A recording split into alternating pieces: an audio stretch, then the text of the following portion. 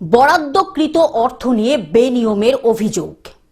পাড়ায় সমাধানে বরাদ্দকৃত অর্থ নিয়ে বেনিয়মের অভিযোগ, এক বুথের কাজ অন্য বুথে দেওয়া অভিযোগ। পৌরবাসীদের মধ্যে ঘটনায় বাড়ছে ক্ষোভ।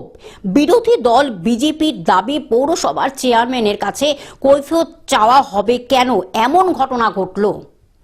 আমাদের পাড়া আমাদের সমাধান, সমাধানের মাধ্যমে এলাকার ছোট ছোট সমস্যা মেটানোর জন্য বুথ পিছু 10 লাখ টাকা বরাদ্দ করেছিল সরকার।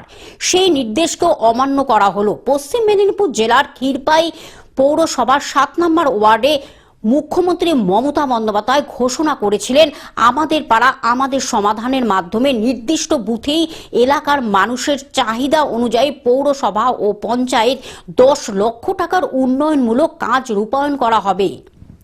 সেই মতো সমাধানে কাজ শুরু হয়েছিল।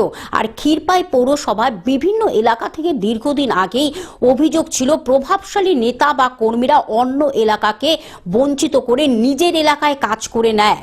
আর আমাদের সমাধান প্রকল্পে সরকারি নির্দেশ, নির্দিষ্ট বুথে 10 লক্ষ টাকার উন্নয়নমূলক কাজ করতে হবে, সেইখানে বেনিয়ম। পাড়ায় সমাধানে আমাদের এখানে কোনো রকম কাজ হয়, আমরা বঞ্চিত। 240 নম্বর বুথের জনগণ বঞ্চিত যে আমাদের বুথের নাম দিয়ে অন্য বুথে কাজ হয়ে গেছে।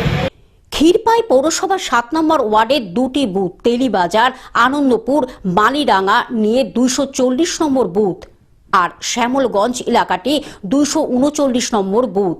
অভিযোগ, 240 নম্বর বুথের জন্য 10 লাখ টাকা বরাদ্দ করা হলেও সমস্ত কাজটি 239 নম্বর বুথ শ্যামলগঞ্জে করা হচ্ছে বলে এমনই ছবি উঠে এসেছে। যে সমস্ত নেতারা আছেন ওনারা সব চাপা দেওয়ার চেষ্টা করছেন, দমা চাপা দেওয়ার।